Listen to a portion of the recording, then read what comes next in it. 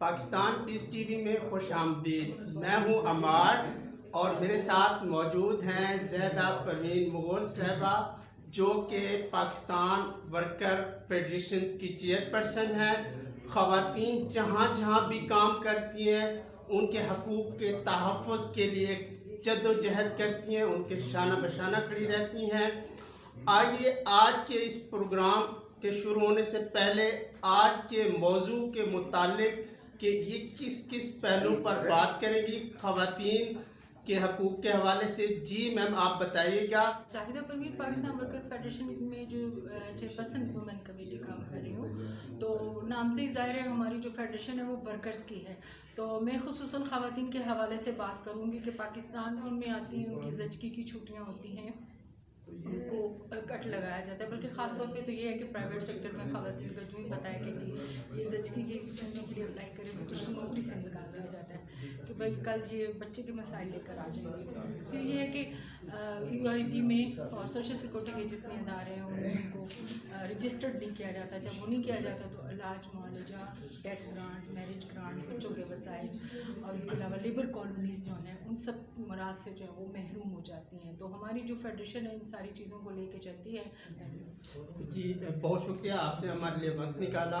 नाज़रीन, Pakistan piece TV को subscribe कीजिए, लाइक कीजिए, अपने कमेंट्स दीजिए। इसी चैनल पर मैम का मुफस्सिल तफसीली प्रोग्राम जो है वो मौजूद है। इन्होंने ख़वातीन के हकूक़ के बारे में क्या क्या मसाइल हैं, क्या क्या इनके लिए प्रॉब्लम्स हैं, उनके बारे में बहुत खुलकर बयान किया। ज़ाहिदा परवीन मुग़ल, जो कि आइस्को एसोसिएट जनरल सेक्रेटरी आइस्को यूनियन जो उनका है उसमें यूनिटी यूनियन जिसे कहते हैं उसकी वो एसोसिएट जनरल सेक्रेटरी।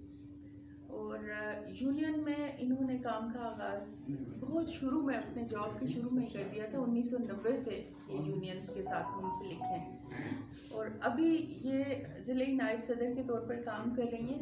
और 2011 में ये मुंतखब हुई थी और ताहाल ये ज़िले नायब सदर के तौर पर काम कर रही हैं। तो ज़ाहिदा परवीन मुग़ल साहिबा से दरख्वास्तें आएँ और हमें अपनी ट्रेड यूनियंस और ख़ास तौर पे वीमेन वर्कर्स के हवाले से जो बात बताना चाहती हैं वो अपनी बात बताएं। बिस्मिल्लाहिर्रहमानिर्रहीम। अस्सलामु अलैकुम रहमतुल्लाह। मेरा पहला मौका है कि मैं जिसे कहना चाहिए उर्दू किस्से समझने वाले लोगों के दरमियान, जो पढ़े लिखे लोगों के दरमियान बात करने का मौका मिल रहा है। अगर अल्फाज की अदायगी में कुछ कमी पेशी हो तो एडवांस में माजरत चाहती हूँ, क्योंकि मेरा आज तक जो ताल्लुक़ है वो मज़दूरों से है। मेरा नाम ज़ाहिदा परवीन है, जैसे इंट्रोडक्शन में बताया। इस्लामाबाद इलेक्ट्रिक सप्लाई कंपनी में जॉब करती हूँ, जो पहले वापडा थी। और 98 के बाद जो है वो नो डिस्ट्रीब्यूशन 8 थी, अब नो डिस्ट्रीब्यूशन कंपनी में है और अब ये इस्लामाबाद इलेक्ट्रिक सप्लाई कंपनी है। As a data entry supervisor काम कर रही हूँ। मेरा जो बैकग्राउंड है वो ट्रेड यूनियन का है। मेरे वालिद क्योंकि वापडा से थे और ट्रेड यूनियन का माहौल घर से देखा तो कुछ शौक़ था, लेकिन शुरू से ही कुछ लॉयर बनने का या टीचर बनने के शौक़ ने मेरे ये दोनों शौक़ पूरे कर दिए। ट्रेड यूनियन जो है वो एक बहुत मुश्किल और जिसे कठिन मराहिल वाला काम है।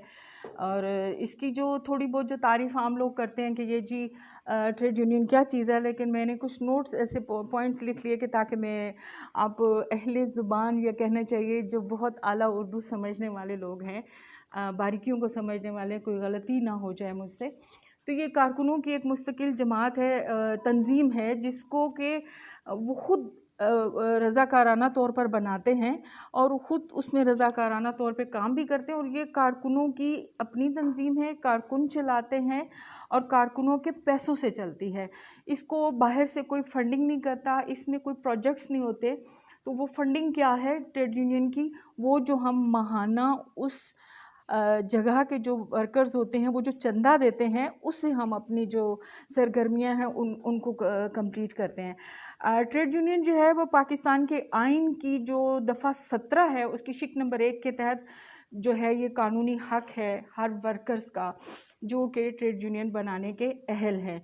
अब थोड़ी सी इबहम या गलती या जिससे कहना चाहिए कि पाकिस्तान की बदकिस्मती है, यहाँ मैं पाकिस्तान नहीं कहूँगी, पूरी दुनिया में, कि जहाँ कोशिश की जाती है कि वर्कर्स जो हैं वो इकट्ठे ना हों तो डेफिनेशन चेंज कर दी जाती है। उनकी तारीफ़ कहीं कहा जाए 5 या 5 से ज़्यादा लोग हों तो वो ट्रेड यूनियन बना सकते हैं, कहीं पे कहा जी 10 से ज़्यादा हों और कहीं पे 15, और यूँ तादाद बढ़ाना, और जितनी भी उनको पाबंदियाँ लगा के ट्रेड यूनियन को रोका जा सकता है तो उसकी वर्कर्स की डेफिनेशन को जो है वो तोड़ मरोड़ के पेश किया गया है। अच्छा, दूसरी बात यह है कि पहली बात तो ये कि आइनी है, इसमें ये गैर आइनी काम नहीं है, पाकिस्तान के आइन के मुताबिक है। फिर एक आप लोगों ने सुना होगा इंसानी हकूक़ का जो आलमी मंशूर है, इसका यूएनओ का, UDHRB से कहते हैं, उसकी भी दफ़ा 20 के तहत जो है वो इसकी इजाज़त दी जाती है पूरी दुनिया में जो भी मेंबर ममालिक हैं यूएनओ के, वो इस चीज़ का हक़ रखते हैं कि वो पुरअमन तरीके से मिलने जुलने की और आपस में एक दूसरे के हक़ की पासदारी के लिए अंजुमनें बना सकते हैं। तो उससे ये निकला है कि ये ट्रेड यूनियन जो है वो इंटरनेशनली तौर पे इसकी इजाज़त है, और उसमें ये भी फ़र्दन तौर पे कहा गया कि हर शख्स को किसी भी अंजुमन में शामिल होने का पूरा हक़ है। ये वो चीज़ें हैं जो कि हमें इस कवर करती हैं इस लिहाज से। और फिर आपने सुना होगा ILO, इंटरनेशनल लेबर ऑर्गेनाइजेशन, आलमी अदारा मेहनत, इसके भी जो कन्वेंशंस, इसमें एक कन्वेंशंस होते हैं और उसकी रिकमेंडेशंस होती हैं। कन्वेंशंस वो चीज़ हैं जो पाबंद करते हैं जितने भी उसके मेंबर ममालिक हैं, उनके ऊपर फिर पाबंदी होती है कि जब भी कोई नया कन्वेंशन बनता है उसको अगर वो रेटिफाई कर ले। अमेरिका जैसे मुल्क ने अंजुमन साजी के हक़ को या जिस तरह की चीज़ें हैं उन्होंने बहुत सारी चीज़ें रेटिफाई नहीं की, इंडिया ने बहुत सारी चीज़ें रेटिफाई नहीं की, लेकिन पाकिस्तान बनने के फ़ौरन बाद हमारे यहाँ पता नहीं बहुत अच्छे शायद लोग थे, शायद क्या मे बी वो बहुत अच्छे थे, इस चीज़ को समझते थे, तो उन्होंने जल्दी इसके जो कन्वेंशन से वो रेटिफाई किए और पाकिस्तान में हम कानूनी तौर पे ट्रेड यूनियन बनाने का हक़ जो है वो इस लिहाज से भी रखते हैं। तो इसके साथ साथ ये कि उसमें बहुत सारे आर्टिकल्स हैं, उसमें कहा गया कि हर तरह से, जिसमें आर्टिकल नंबर 3, 4, 5 और 11 यानी कि ये सब जो हैं वो अंजुमन साजी का हक़ देते हैं। तो पाकिस्तान ने क्योंकि रेटिफाई किया उसका जो आर्टिकल कन्वेंशन है 87, इस हिसाब से हम यहाँ पे हमारी फिर कानून साजी उस हिसाब से हुई, क्योंकि जब कोई मेंबर मुल्क रेटिफाई करता है उसको कन्वेंशन को ILO के, फिर वो पाबंद हो जाता है कि वो उसी की रोशनी में या जिस चीज़ को वो रेटिफाई किया, जैसे अंजुमन साजी को रेटिफाई किया तो इस हिसाब से वो अपने मुल्क में कानून साजी करे। तो पाकिस्तान में लेबर लॉज मौजूद हैं। फिर ट्रेड यूनियन की जो है वो है क्या चीज़, ट्रेड यूनियन जो है वो एक हक़ रखती है कि वो आज़ादाना तौर पे रजिस्टर्ड हो जाए, उसको अपने अजरान के साथ जो है बातचीत करने का हक़ होता है, इज्तिमाई सौदाकारी, कलेक्टिव बार्गेनिंग, ये वो लोग होते हैं यूनियन के जो ओहदेदारान होते हैं, जो यूनियन किसी इदारे में जीत जाती है तो वो कलेक्टिव बार्गेनिंग एजेंट बन जाती है, यानी कि इज्तिमाई सौदाकारी के एजेंट बन जाते हैं। वो फिर आजरान प्लस मैनेजमेंट, कहीं पे एक मालिक होता है, कहीं पे पूरी मैनेजमेंट होती है, उसके साथ सौदाकारी, इज्तिमाई सौदाकारी से यहाँ मुराद हम लेते हैं जैसे हम चार्टर ऑफ डिमांड वो बनाते हैं, वर्कर्स की क्या डिमांड्स हैं तो वो फिर उनके साथ नेगोशिएट कर सकते हैं, वो चाहे लंबे अरसे तक चलें, क्योंकि 3 साल के लिए एक यूनियन मुंतखब हुई तो वो अपना चार्टर ऑफ डिमांड जो है इज्तिमाई सौदाकारी के ज़रिए उन्होंने जितने भी अपना आजर है या मैनेजमेंट है उसके साथ वो हक़ रखते हैं कि वो उसके साथ टेबल टॉक करें, उसमें एहतजाज भी आ जाता है, उसमें समटाइम हड़ताल भी आ जाती है, बहुत सारी चीज़ें, लेकिन वो सिर्फ वो हक़ रखते हैं। बाकी अगर जो लोग रजिस्टर्ड मेंबर नहीं हैं यूनियन के, वो ये हक़ कानूनी तौर पे नहीं रखते।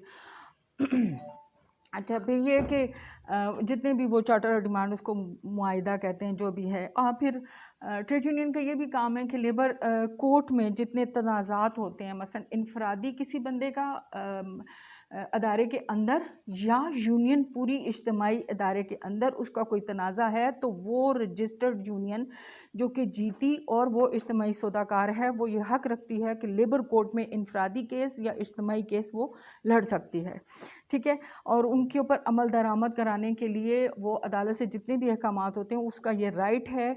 फिर मैनेजमेंट और या वो आजर मालिक जो है वो इस चीज़ का पाबंद है कि जो लेबर कोड का फ़ैसला है वो इम्प्लीमेंट करे। होता है, नहीं होता या नहीं करते, आगे थोड़ी सी बात करूँगी। फिर इसके बाद ये है कि जितने भी उस जगह के जिस अदारे की वो रजिस्टर्ड यूनियन है, वहाँ के हिसाबात, आमदनी, गोशवारे, वो उस यूनियन को कानूनी हक है कि वो किसी भी टाइम जाके रिक्वेस्ट करके, एप्लीकेशन देके या बातचीत करके वो चेक कर सकती है।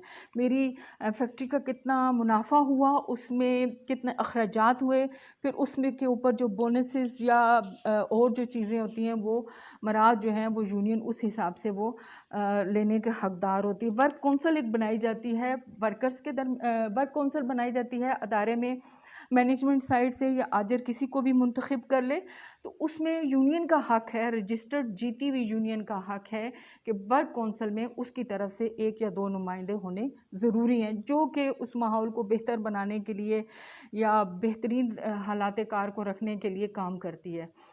अच्छा, ये क्योंकि पहले बताया कि ये आईनी है, इसका लवाज़मात कुछ चाहिए होते हैं कि यूनियन का अदारे का नाम हो, फिर जी यूनियन का नाम हो, कितने ओहदेदार हैं, और उन ओहदेदारों की वो टर्म्स एंड कंडीशन खुद तय कर सकते हैं आपस में बैठ के म्यूचुअल अंडरस्टैंडिंग से कि हम 3 साल के लिए अपने लोगों को मुंतखब करें, 5 साल के लिए करें विद इन अ यूनियन। ठीक है, तो वो चीज़ें जो हैं वो खुद यूनियन जो है वो तय करती है। अब यूनियन के लिए हमें 4 चीज़ों की बेहद ज़रूरत होती है। सबसे पहले तो ये कि ज़मीन, जगह, काम की जगह। ऐसी जगह हमें चाहिए जहाँ पे एक मालिक हो, मैनेजमेंट हो, आगे काम करने वाले हों, तो एक फ़िज़िकली एक जगह चाहिए होती है। फिर हमें चाहिए होता है कि इसमें सरमाया लगा हुआ हो, खाली ज़मीन नहीं चाहिए, कोई फैक्ट्री हो, कोई कारखाना हो, कोई इस तरह की बड़ी जगह हो। जैसे अभी आ गए हैं प्राइवेट बैंक्स, आ गए हैं कॉल सेंटर्स हैं, उसके अलावा अब जितना भी प्राइवेट सेक्टर है जो छोटा बड़ा, वो सब जो है मौजूद हो और उसके अंदर सरमाया लगा हुआ हो, तो हम वहाँ पे फिर उसमें चाहिए कि तंजीम हो, फिर वर्कर्स अब वहाँ पे काम करने वाले लोग हों, उनकी तंजीम बनेगी, और जो यूनियन के जो है वो तीसरा हिस्सा है। फिर यूनियन का ये है कि उसकी वो अपने चलने के लिए उसको अपना बैंक अकाउंट होना चाहिए लवाजमात में, उसमें उसके हिसाबात जितने भी हैं, जो चंदा जो लेते हैं रजिस्टर्ड होने चाहिए, रिकॉर्ड मुकम्मल होना चाहिए। फिर इस तरह की अपनी मीटिंग्स हैं, माहाना रखते हैं, 15 दिन की रखते हैं। फिर कुछ हंगामी मीटिंग्स होती हैं, सुना होगा आपने कि कभी गेट मीटिंग उसको हम ज़्यादातर बोलते हैं, अंदर वर्कर के साथ किसी के साथ कोई ज़्यादती हो गई या कोई हड़ताल करनी है तो फौरी गेट मीटिंग होती है, फ़ौरन कॉल होती है, और गेट पे या किसी जगह पे सारे वर्कर्स उसी काम की जगह के अंदर जमा होते हैं और कोई ना कोई एहतजाज होता है या कोई मीटिंग्स होती हैं।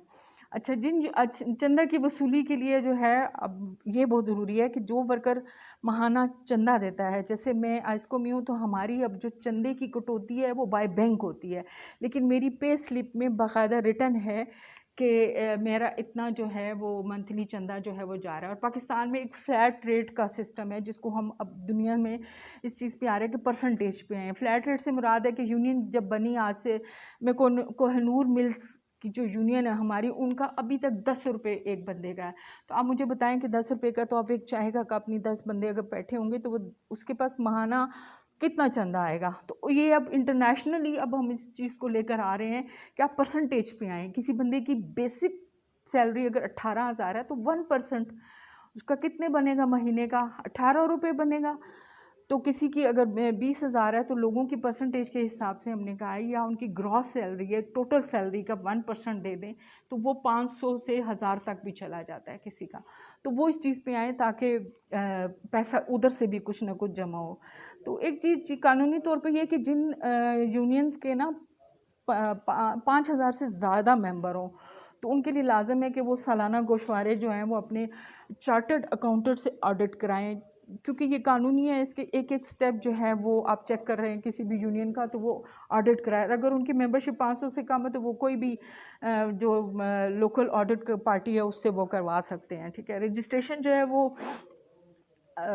वफाक में NIRC national industrial relation commission जो है 18 अमेंडमेंट के बाद, पहले NIRC आल पाकिस्तान रजिस्ट्रेशन करता था, लेकिन अब NIRC मुख्तस हो गया है सिर्फ फेडरल के लिए। और सूबों में जो है वो लेबर डिपार्टमेंट्स जो हैं, जितने सूबे की हदूद में जो जगहें आती हैं, जो नई यूनियन जो रजिस्टर्ड होगी वो लेबर डिपार्टमेंट में होगी, और फेडरल में जो वो NIRC में।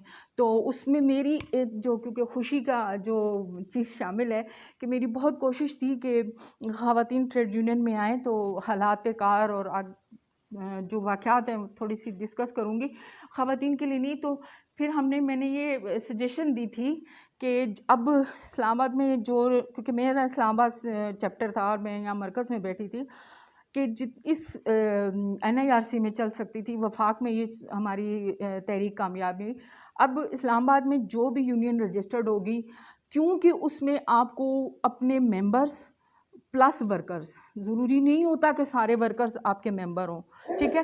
तो आप अपने टोटल वर्कर्स का नंबर देना होता है, और फिर उसमें देना होता है कि हमारे रजिस्टर्ड मेंबर कितने हैं। तो ख़वातीन की जितनी तादाद है, उसी प्रॉस्पेक्टस में जब तक अपनी एग्जीक्यूटिव बॉडी में वो खातून नहीं शामिल करेंगे यूनियन में, यूनियन रजिस्टर्ड नहीं होगी।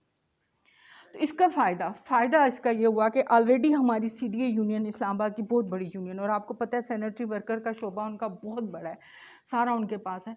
तो उन्होंने जो पहले अपने लोगों की बनाई थी, तो उनको अब फिर स्पेशल 78 तक अपनी लेके जानी पड़ी, क्योंकि उनकी भी बहुत बड़ी वर्क फोर्स है, और उसको 20-25 ख़वातीन शामिल करनी पड़ी, क्योंकि खातून उनकी पहले नहीं थी। और इसी तरह हमारी ASCO की, मैं उसकी रजिस्टर्ड, अब उसी प्रॉस्पेक्टस में मेरा ये पूरी कमेटी है।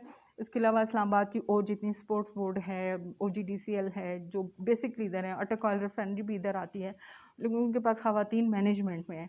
तो ये ख़वातीन की कामयाबी थी। अच्छा, उसके बाद ये कि थोड़ा सा हम इसकी तहरीक अगर हम देखें कि ILO इसकी मज़दूर तहरीक शुरू कहाँ से होती है, तो दुनिया में तो इसके हर मुल्क का अपना एक सिनेरियो है, अपना एक पस मंज़र है और अपनी है। आपको ये पता है कि ILO जो है वो UNO से पहले बना, 1919 में ILO बना। बाद में ये ILO जो है इंटरनेशनल लेबर ऑर्गेनाइजेशन, अब ये UNO का ज़ैली इदारा, जबकि ये पैदा UNO से पहले हुई। कि इसका मतलब ये कि देखा जाए कि मज़दूर तहरीक, मज़दूर की फ़लाह बहबूद का जो अंसर इंसानियत में था, वो UNO से पहले पैदा हुआ और 1919 में ILO बना, ठीक है। उसके 187 जो हैं टोटल मेंबरान हैं ILO के, मुल्क 187 मुल्क हैं। तो उसमें से 14 वर्कर्स वो यूनियन वर्कर्स की साइड से लोग, क्योंकि वो ट्राइपार्टाइट है, सैफरिकी है, 14 वर्कर्स के नुमाइंदे वो सिलेक्ट करते हैं ऑल ओवर द वर्ल्ड, 14 वो एम्प्लॉयर्स के सिलेक्ट करते हैं, और 28 जो होते हैं वो फिर गवर्नमेंट्स के होते हैं मुख्तलिफ। अब फिर वो मिलते हैं, वो और एक कन्वेंशन जो बनाना होता है उसके ऊपर कम अज़ कम इनको 3 से 5 साल लगते हैं। तो वो फिर कन्वेंशन और सिफारिशात बनाते हैं।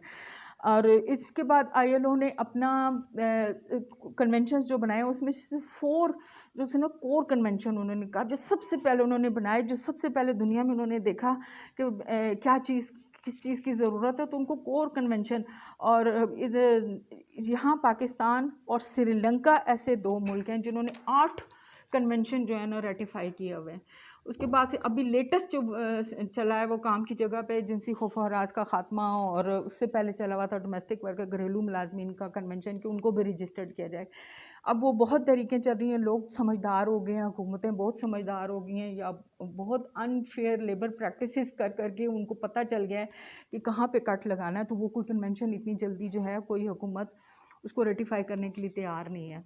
तो उन्होंने कोर कन्वेंशन जो पहले बनाए, पहला कहा जी जबरी मशक्क़त नहीं होनी चाहिए। उन्होंने देखा, आपको पता है कि जो 8 मार्च के हवाले से ख़वातीन की जो तहरीक शुरू हुई थी, उसमें ये था कि उनके, और जो 1 मई के हवाले से, क्योंकि ये तहरीक इसलिए उठी थी कि 24 आवर्स या 6 आवर्स 8 आवर्स का कोई औकाते कार का, जिसको हम लफ्ज़ कहते हैं, कोई तसव्वुर मौजूद नहीं था। बस एक फैक्ट्री में एक वर्कर आ गया तो उसकी डेड बॉडी बाहर आएगी, उसके अलावा उसको आराम, खाने पीने का, ये जिनके इंसान नहीं समझा जाता था। तो सबसे पहले कहा गया जी दुनिया से जबरी मशक्क़त का कन्वेंशन, जिन्होंने रेटिफाई किया, फिर उन्होंने सबसे पहले, ये आज हमारे ऊपर एहसान है उन लोगों का, उनकी कुर्बानियों का, कि हमारे यहाँ टाइम औकाते कार मुकर्रर है, 6 घंटे है, 8 घंटे है, उससे ज़्यादा ऊपर है तो हमें एक्स्ट्रा टाइम यानी कि ओवर टाइम क्लेम कर सकते हैं। मिल रहा है या कहीं नहीं मिल रहा, वो एक अलग सिनेरियो। पीजी की तंजीम साजी और इज्तमाही सौदाकारी, इतना महसूस किया गया कि यूनियन कितनी ज़रूरी है। सेकंड उसका कोर कन्वेंशन आया, फिर उन्होंने कहा कि एक जैसे काम का एक जैसा मुआवजा। मर्द और औरत की यहाँ तफरीक थी कि अगर औरत भी वही काम कर रही तो उसको आधा पैसे मिलते थे और मर्द को पूरे पैसे, और जो आखिरी था वो चाइल्ड लेबर। ये 4 चीज़ें लेके ILO चला था, कोर लेबर कन्वेंशन के जिनको लेबर स्टैंडर्ड्स कहते हैं, ठीक है, इसको लेके चला और इसके तनाज़ुर में फिर कानून साजी हुई। और उन लोगों की कुर्बानियाँ और एहसान है कि आज हम बहुत कुछ जो अपना उसका फल खा रहे हैं पूरी दुनिया के, ये उन मज़दूरों की कुर्बानियाँ थी। अच्छा, हर मुल्क फिर अपनी सतह पे दिखता है। पाकिस्तान में जो है मज़दूरों के तहफ़्फ़ुज़ के लिए उन्होंने 3-4 अदारे, एक पहला है कि एम्प्लॉइज़ सोशल सिक्योरिटी इंस्टीट्यूशन जो है, ये बीमारी इलाज मुआवजा और सोशल सिक्योरिटी हॉस्पिटल्स का आपने सुना होगा कि जो ये उस सेक्टर के लिए जो प्राइवेट सेक्टर है, मसलन जो कि पाकिस्तान में पब्लिक सेक्टर सरकारी है, पब्लिक सेक्टर है, उसके बाद प्राइवेट सेक्टर है। सरकार को तो जितने भी इदारे हैं असेंशियल सर्विसेज लगा के, आर्मी है, पुलिस है, उसके अलावा जितनी फोर्सेस हैं लॉ एंड ऑर्डर की सिचुएशन को कंट्रोल करने वाली, उसके अलावा नर्सिस हैं, डॉक्टर्स हैं, टीचर्स हैं, इनको कानून यूनियन साजी का हक नहीं है। इनको जोड़ा गया है कि अगर ये चले जाते हैं, टीचर्स चले जाते हैं तो कौम का मुस्तकिल बर्बाद होगा। फ़ौज चली जाती है, पुलिस चली जाती है, या ये चले जाते हैं तो सिक्योरिटी के मामलात होंगे, और अगर डॉक्टर्स चले जाते हैं तो इंसानियत की जो है ज़िंदगी और मौत का सवाल है। ये चीज़ें एसेंशियल सर्विसेज करके इनको कानून साजी यूनियन साजी का हक पाकिस्तान में नहीं है। जबकि मुझे कुछ अल्लाह पाक ने थोड़ा सा मौका दिया 3 बर-ए-आज़म में पाकिस्तान को रिप्रेजेंट करने का, तो उसमें मलेशिया में नर्सिस की यूनियन है, और भी जगह पे है नर्सिस की यूनियन है, लेकिन बहुत स्ट्रिक्टली पूरी दुनिया में आप देखेंगे फ़ौज और जितनी भी फोर्सेस हैं उनकी यूनियंस नहीं होती। बहरहाल एम्प्लॉई सोशल सिक्योरिटी इंस्टीट्यूशन जो है वो जो फैक्ट्री में काम करते हैं या जो प्राइवेट सेक्टर में निजी इदारे जिनको हम बोलते हैं, उसमें रजिस्टर्ड मेम्बरान जो वर्कर्स हैं उनको ये सहूलत देती है। फिर employees old age institution UIB है, जिसका बड़ा ज़ोर आप शोर सुनते होंगे, जो बुढ़ापा पेंशन है। देखिए, जो सरकार है, जो पब्लिक सेक्टर है, उनकी सिक्योर है, PIA वालों की भी बड़ी सिक्योर है और रेलवे वालों की भी बड़ी सिक्योर है, आइस्को की जितनी हमारी डिस्ट्रीब्यूशंस ऑल कंपनीज़ हैं, क्योंकि हम आते हैं पब्लिक सर्विसेज में, लेकिन हमारी हर चीज़ सिक्योर है। हमारा अपना पेंशन सिस्टम है, हमारा ओल्ड एज बेनिफिट सिस्टम है, हमारे अपने हॉस्पिटल्स हैं, ट्रांसपोर्ट है, हर चीज़ है। लेकिन जो फैक्ट्री में काम करते हैं, इवन देन कि अब सिंगल रूम में भी जो एक बंदा बैठा है, रेंट ए कार की भी यूनियंस बनी हुई हैं, उसके अलावा और भी छोटे छोटे जगहों पे बनी है।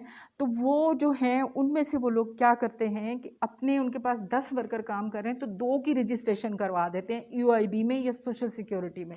इसमें होता क्या है कि सोशल सिक्योरिटी में परसेंटेज के हिसाब से हमारी जो पब्लिक सेक्टर के लोग हैं, हमारी अपनी परसेंटेज, हमारी GP फंड अलग से कटता है, हमारे स्केल के हिसाब से है, हमारा कैटेगरी के हिसाब से है उसमें। लेकिन उन लोगों का एक जैसा है कि मतलब 5 रुपये, अगर मिसाल के तौर पे 5 रुपये अगर वर्कर के कट रहे हैं तो 5 ही रुपये उसमें मालिक डालेगा, और वो जब UIB में जाएंगे तो उसमें उसी हिसाब से गवर्नमेंट पैसा डालेगी। और आपको ये बताएं कि पिछले 30-35 नहीं बल्कि इससे ज़्यादा 40-45 साल हो गए हैं, सोशल सिक्योरिटी UIB में गवर्नमेंट की तरफ से 1 रुपया नहीं दिया गया, 1 रुपया नहीं दिया गया। उसका क्या हुआ, ये नाम तो लेना में नामुनासिब होगा, लेकिन एक फॉर एग्ज़ाम्पल फ़ारूक लगारी साहब को जब पता था कि मैंने कल से नहीं प्राइम मिनिस्टर रहना, तो रात को 2 करोड़ रुपये जी वर्कर वेलफेयर फंड से बोर्ड से निकलवा लो, वेलफेयर। इनके 2015 की मेरे पास रिपोर्ट है, उसके बाद अभी तक हमारा हाथ नहीं पड़ा। 1 खरब 55 अरब रुपया वर्कर्स का पड़ा था, जो वर्कर्स की कटौती हुई थी और जो मालकान ने पैसे डाले हुए थे। दुख की बात है कि सिंधी माइंड ना करें, क्योंकि लगारी साहब थे और उनका होल्ड था। तो जी मेरे MNA के बेटे की शादी थी तो वर्कर वेलफेयर बोर्ड से फंड से 2 करोड़ रुपया निकाल दो, लाइटिंग करवानी है। ये जुल्म यानी कि वर्कर्स के ऊपर इस तरह हुआ।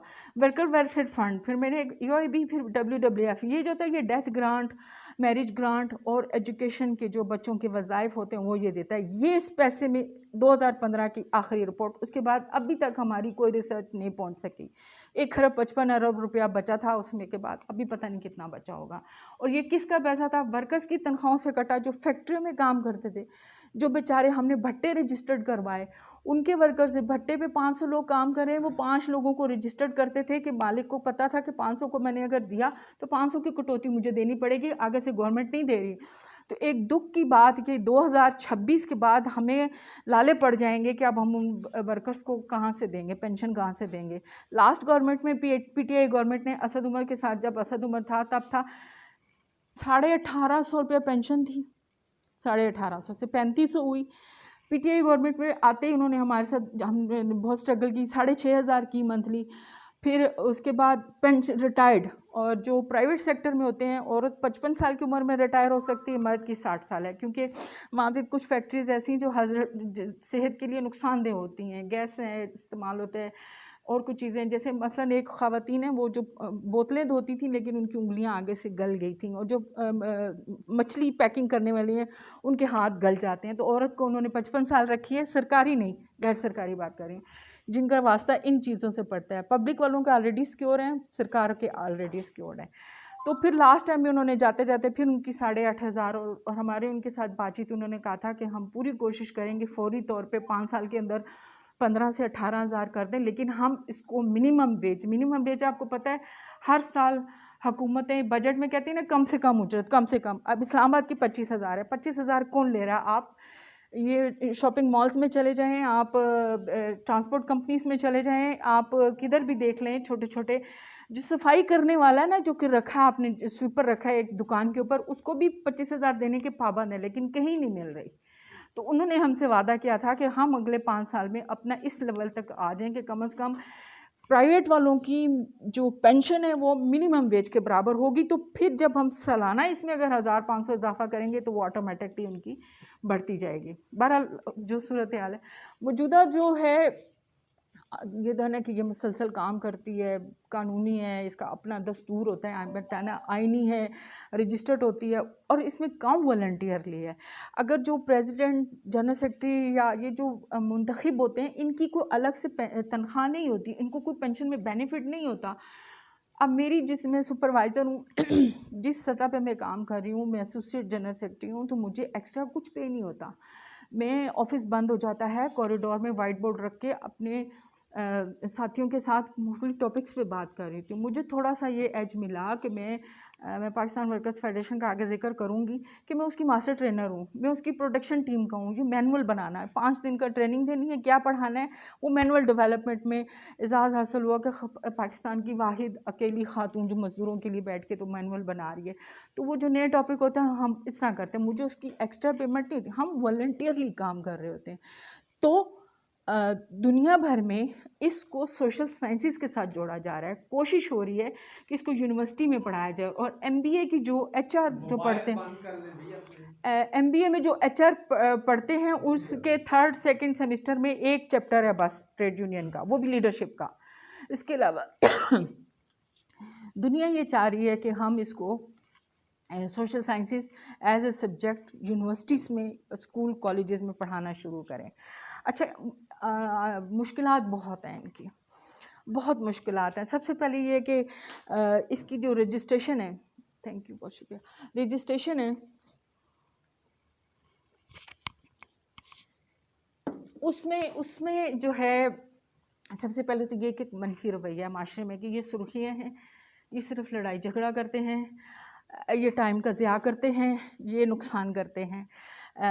थोड़ी सी बात करूँगी इस चीज़ पे कि ये क्यों कहा गया क्योंकि हमारे यहाँ एक ट्राइपार्टाइट सिस्टम है।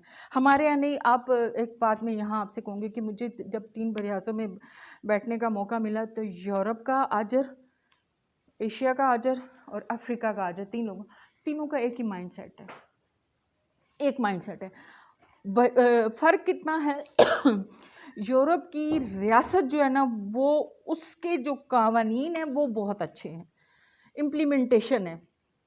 एशिया में नहीं है, जापान में है। मैंने देखा अच्छे लोग सिंगापुर में बहुत अच्छे लोगों का हालात है, क्योंकि वहाँ कानून की पासदारी है। इंडिया हमसे 10 हाथ पीछे है, बांग्लादेश हमसे भी 10 हाथ पीछे है। ये कहा जाता है कि ये लोग जो है नुकसान पहुंचाते हैं, तो इसके लिए आजरान क्या करते हैं इनकी यूनियन रजिस्टर्ड ना हो, उसके लिए प्रेशराइज करते हैं, पुलिस को इन्वॉल्व कर लिया, कुछ लोगों के ज़ाती घर हैं कनेक्शन कटवा दिए। फैसलाबाद की प्रैक्टिस बता रही हूँ, सियालकोट की प्रैक्टिस बता रही हूँ, कराची की प्रैक्टिस बता रही हूँ कि जहाँ प्राइवेट सेक्टर बहुत ज़्यादा है, फैक्ट्रियाँ हैं, ख़वातीन को हैरेस कर लिया, लेबर डिपार्टमेंट में पैसा दे दिया, रजिस्टर्ड नहीं होने देना आपने। क्यों रजिस्टर्ड होंगे तो इनको गोशवारा चेक करेंगे, मेरी आमदनी फैक्ट्री की चेक करेंगे, बोनस डिमांड करेंगे, ओवर टाइम डिमांड करेंगे। क्यों? कानूनी तौर पे ये यूनियन हक रखती है। तो ये पाकिस्तान का मौजूदा सिनेरियो। फिर ये कि 1980 में जो है, आप ये देखें यूनियन की कामयाबी ये कि 1980 में जो कराची के लोग हैं वो अच्छी तरह जानते हैं कि वहाँ पे नस्ली फसादात बहुत ज़्यादा हुए, लेकिन लांडी, शेरशाह और जो साइट एरिया, जो फैक्ट्री एरिया था, वहाँ पे फसादात की तनासुब कम था, इसलिए कि यूनियन वहाँ पे एक्टिव थी, उन्होंने बहुत ज़्यादा इसमें रोल अदा किया। अब सिंध में हमारे साथ हिंदू, KPK से हमारे साथ सिख, क्योंकि ज़्यादा हैं, बाकी शहरों से भी हमारे साथ क्रिश्चियन कम्युनिटी, यूनियन के अच्छे ओहदेदार हैं, अच्छे लीडर्स हैं, वो अपनी कम्युनिटी में काम कर रहे थे, मुसलमान अपनी कम्युनिटी में काम कर रहे थे। तो जो यूनियन का जो लीडर होता है वो बेसिकली एक बहुत बड़ा सोशल एक्टिविस्ट होता है, क्योंकि उसको पता है कि मैंने अपनी काम की जगह के तहफ़्फ़ुज़ के लिए काम करूँगा तो मेरे घर का चूल्हा जलेगा। यूनियन वाले कभी नहीं चाहते कि उनके काम की जगह बंद हो, कोई नहीं चाहता कि बेरोज़गार हो, जो तनासुब चल रहा है। इतना अच्छा इस यूनियन का किरदार होता है। फलाह बहबूद के और तरबियत का काम करती हैं यूनियंस। अभी हम अपनी जो भी नया जैसे मल्टीनेशनल कंपनियों का और ग्लोबल विलेज हो गया जी, अब ये प्रॉब्लम आ गई, ये हम अपने वर्कर्स को साथ साथ एजुकेट करते हैं। मैंने बताया ना कि छुट्टी हो जाती है तो लाइनमैन्स हैं, क्योंकि आइस्को में मेरे स्टाफ दूसरा काम है, लाइन स्टाफ है, मीटर रीडर है, बिल डिस्ट्रीब्यूटर है। मैं कॉरिडोर में बैठ के उनसे बात कर रही होती हूँ कि भाई ये नया इशू है, इसके ऊपर दुनिया ये कह रही है, ये हमारी मालूमात है, हमने टेक्निकली कैसे चलना है आगे। तो ये एक सोशल एक्टिविस्ट का काम करती है। तो इतना ज़्यादा उन्होंने काम किया। फिर ये क्योंकि मुनज़्ज़म होती है तंजीम। अब फैक्ट्रियों में आप रवैये देख लें, सियालकोट में देख लें, जो बड़े एरिया हैं, फैसलाबाद है, गारमेंट्स के लिहाज से दुनिया में नाम है फैसलाबाद का। उसके अलावा कराची है, बहुत बड़ा एरिया फैक्ट्री का। और क्योंकि बाकी हमें बलूचिस्तान और KPK में आपको फैक्ट्री कम मिलेगी, आपको सर्विसेज मिल जाएंगी। आपको बलूचिस्तान में जो है वो माइंस का बहुत बड़ा हमारा है, KPK में भी माइंस हैं, तो उनकी भी यूनियंस हैं, बनी हुई हैं, सब कुछ है।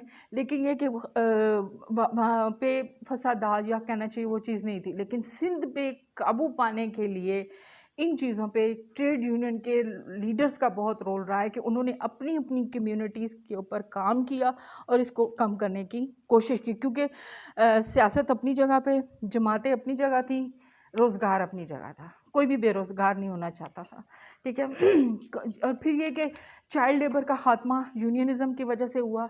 डिसेंट वर्क एक ILO का कंट्री प्रोग्राम रहा है कि डिसेंट वर्क में कि डिसेंट एनवायरनमेंट होना चाहिए जिसमें ख़वातीन की भी शमूलियत मुमकिन हो, जहाँ वो काम करें वो जगह ठीक हो, मर्द और औरत दोनों के लिए माहौल साजगार हो। तो उसके में ऊपर ट्रेड यूनियन ने बहुत काम किया।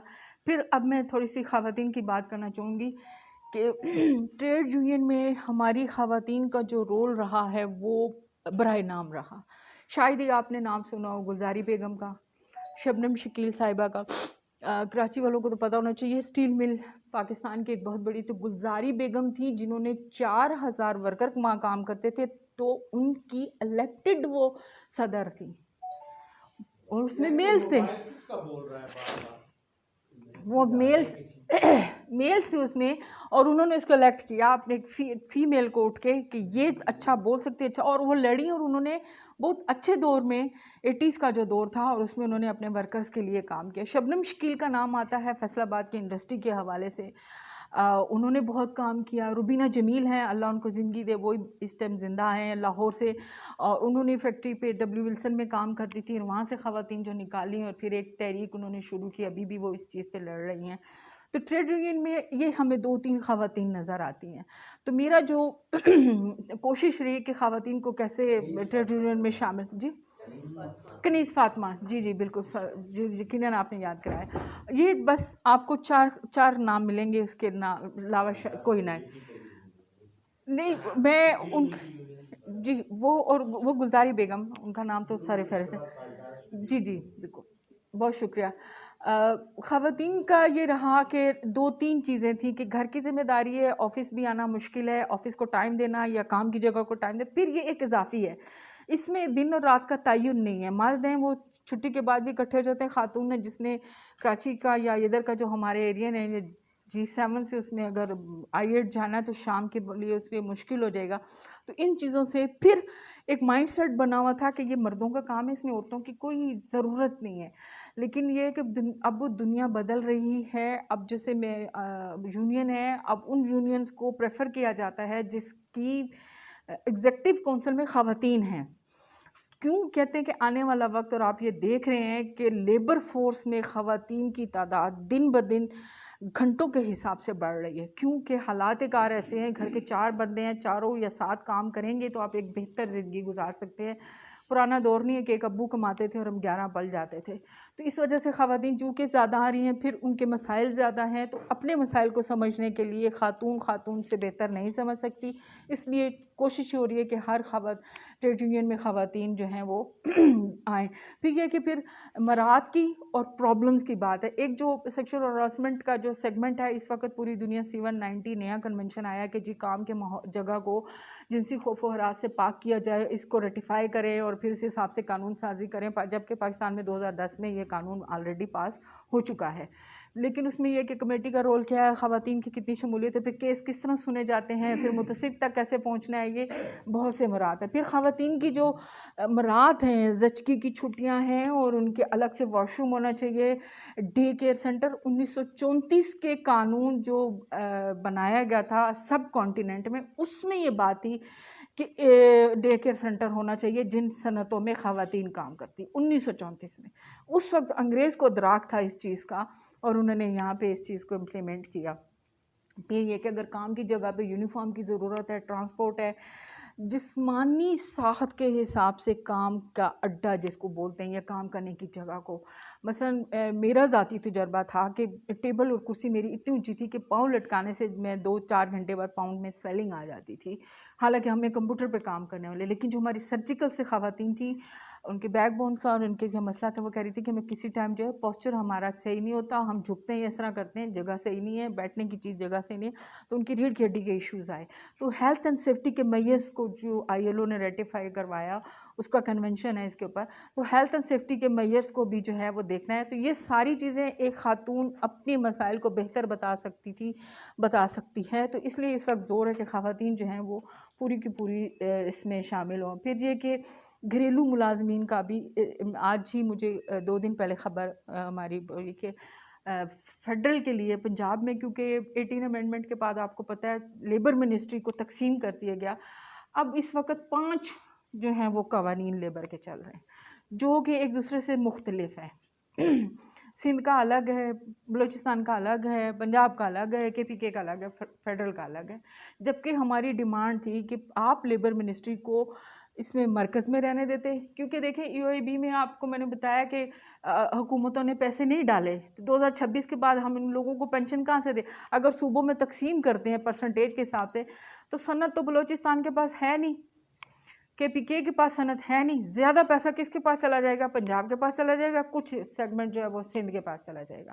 तो इसलिए कोशिशों से ये हुआ कि जो EOIB का जो सोशल सिक्योरिटी इदारे हैं वो वफाक के पास हैं, ताकि जो भी लोग, एक बंदे ने थोड़ा अरसा बलूचिस्तान में काम किया, फिर वो सिंध में अगर चला गया तो वो बेचारा दोबारा रजिस्टर कराएगा अपने आप को। तो जब वफाक में होगा तो उसकी एक ही रजिस्ट्रेशन है। खैर, इस वक्त की जो मौजूदा सूरत हाल है उसमें कुछ चीज़ों ने ट्रेड यूनियन को बहुत कमज़ोर किया।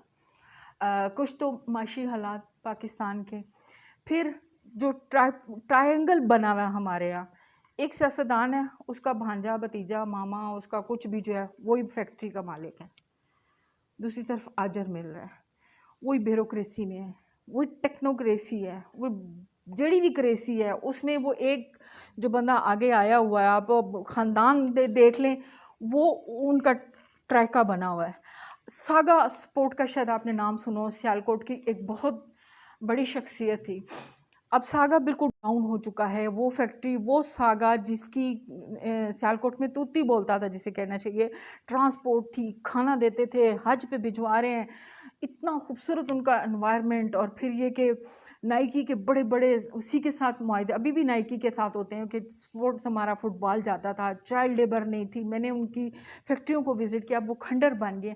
वजह क्या हुई कि सागा फोत हुआ, मिसिस के पास गया, उसने कहा मैं तो बिज़नेस नहीं चलाती, इधर को दो, उसको बांटो, इसको बेचो, इसको बेचो। इनकी हमारे यहाँ कमज़ोरी होगी, कोई ऐसा सेटअप नहीं था। ठीक है, वो कहती मैं दुबई से नहीं आ सकती, मैं नहीं चला सकती, ये हिस्सा उसके पास गया, ये हिस्सा उसके पास गया, बात ख़त्म हो गई। इसी तरह बहुत सी जगहों पे ऐसे है कि उन्हीं की औरतें मालिकान हैं, पेपरों में मालिकान हैं, वो बोर्ड ऑफ डायरेक्टर्स में उनके अपने लोग बैठे हैं। तो वो कोई भी ऐसी चीज़ नहीं चाहते कि जिसमें 1 रुपया भी वर्कर की तरफ चला जाए। इस चीज़ ने लेबर जो यूनियंस हैं उसको कमज़ोर के, फिर एक ठेकेदारी निज़ाम आ गया है, ये सबसे बड़ा है। और इस पे दुनिया जो है इस चीज़ पे पिट रही, जिसे कहना चाहिए ना कि किस तरह। तो अब हम इस सतह पे आ गए लड़ के, अब उन्हें हम कहते हैं ठीक है, तो आपने ठेकेदारी निज़ाम बना लिया, लेकिन एक कंडूसिव माहौल बना दो, एक डिसेंट वर्क का जो माहौल है वो हमारे वर्कर्स के लिए बना दो। और ये इशू ग्लोबल विलेज यानी कि ये पूरी दुनिया में है। एक बंदे ने को फैक्ट्री से उसने माल उठाया, ठेकेदार को दिया, ठेकेदार ने किसी कहीं पे बिठा दिया, पीस वर्क करवा रहा है, काम उस फैक्ट्री का हो रहा है, वर्कर किसके पास जाए? वो वर्कर जब कहते हैं जी मैं XYZ जी मैं सागा का, सागा कहते हैं आप मेरे तो वर्कर ही नहीं हो, यूनियन कैसे बनाओगे, आप तो मेरे वर्कर ही नहीं, आप जाओ फलां ठेकेदार। ठेकेदार कहता है मेरा तो कोई इदारा नहीं, मैंने तो ठेका लिया 6 महीने का, तुम कैसे यूनियन बना सकते हो? तो इस चीज़ ने पूरी दुनिया को उन्होंने बहुत सोचा, ये जो मालिकान, ब्यूरोक्रेसी, टेक्नोक्रेसी, तो सारी क्रेसी, उन्होंने सब मिल के ग्लोबल। एक बंदा आप देखें सिटी बैंक का में अकाउंट होल्डर था, अब वो सिटी बैंक में शेयर होल्डर है। तो वो जब वो बिज़नेस में आता है तो वो सिटी बैंक में, क्योंकि एशिया के लोग भी शामिल हैं और सिटी बैंक में इसके सब क्या कहना चाहिए अरब कंट्रीज़ के भी लोग शामिल हैं। तो जब हमारे लोग यहाँ से अरब में काम करने जाते हैं तो वो उसकी कोई हमदर्दी नहीं है उसके साथ। वो कहता है तुम उसी लेवल पे काम करो जो तुमने पाकिस्तान पे कर रहे हो। एक छोटी सी एग्जांपल दूँ कि बेस्ट वे सीमेंट में हमने कोशिश की कि हम यूनियन बनाएं बेस्ट वे में, क्योंकि एक बड़ी है हतार की बहुत इंडस्ट्री बहुत बड़ी है, उसमें इनकी एक ना इसकी डिपार्टमेंटल स्टोर का चेन है इंग्लैंड में। वहाँ पे क्योंकि कानून सख्त है, वहाँ पे इन्होंने यूनियन भी इनकी रजिस्टर्ड है, वहाँ पे सारे फ़ायदे दे रहे हैं। बेस्ट वे सीमेंट में जो पहली लाट हमने कोशिश की कि ये यूनियन रजिस्टर्ड का है, फायर कल से नौकरी पे नहीं आना, गेट बंद आप लोगों के लिए। वो 5 लोग निकाले, 10 वो निकाले।